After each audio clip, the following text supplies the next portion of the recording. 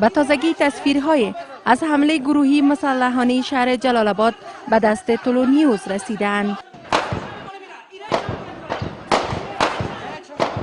این تصویرها نشان می‌دهند انتحار کننده که لباس نظامی به تن دارد به نمایندگی کابل بانک هجوم می‌برد و بر غیر نظامیان که زنان و کودکان نیز در میانشان هستند گلوله‌باری می‌کند. در این حمله که به روز شنبه در شهر جلال آباد رخ داد 40 تن کشته شدند و نزدیک به 80 تن دیگر زخم برداشتند. مقام‌ها در ولایت ننگرهار می‌گویند که بیشتر کشته شدگان و زخمیان این رویداد غیر نظامیان هستند.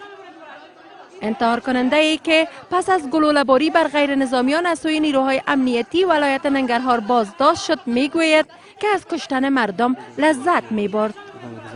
پس در نر ترک دا و میشتل ډیر مو وشل بل چې دا ټول انګریزان داخلي در شي ولا درنګ در شي ولا درنګ او درنګ نه ول درنګ در شي ولا خوان در کوله په شاک و از بلکې خوان.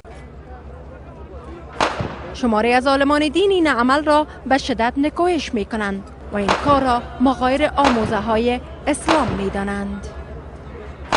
باید حقوق دغه مسلمانان چې بېوزله بې موجبه قتل شوي د دې په مقابل کې چې څنګه شریعت حکم کوي څنګه چې قانون د دولت حکم کوي هغسې باید چې د کنټرول سره رویه وشي چې د آینده د دې نورو دپاره عبرت وګرځي. الله جل جلاله فرمایي چې هر هغه څوک چې مسلمان وي او هغه څوک په قصد سره ووجني نو د دغه سړي جزا چې د جهنم دی الله پاک به همیشه پر په دوزخ کې ورچې په دوزخ په اور کې به الله سوځي.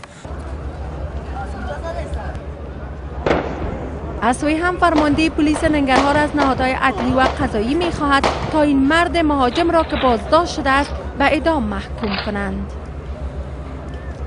زما شخصي غوښتنه د عدلي او قضایي ارګانونو دا ده چې داسې خلکو ته سرعام د خلکو په مخ کې سزا ورکړی شي او د ننګرهار خلکو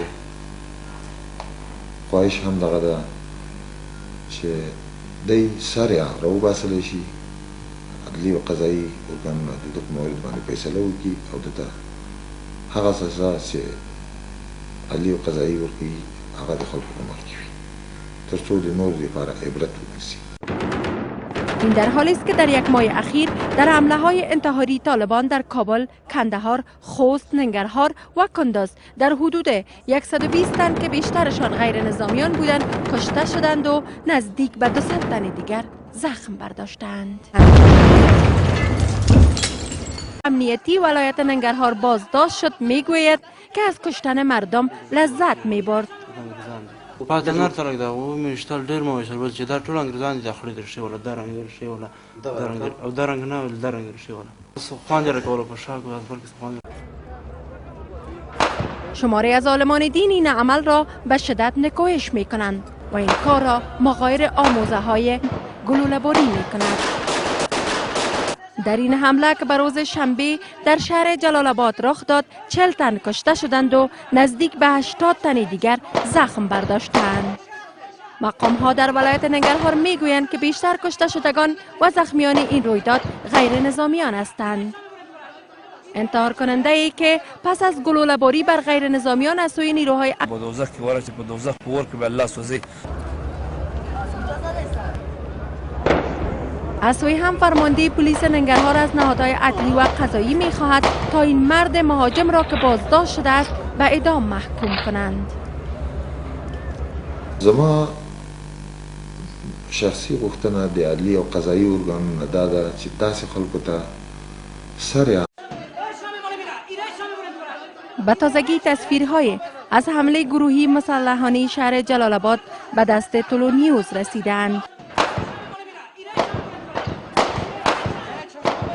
این تصویرها نشان می‌دهند انتحار کننده که لباس نظامی به تن دارد به نمایندگی کابل بانک هجوم می‌برد و بر غیر نظامیان که زنان و کودکان نیز در میانشان هستند اسلام می‌دانند.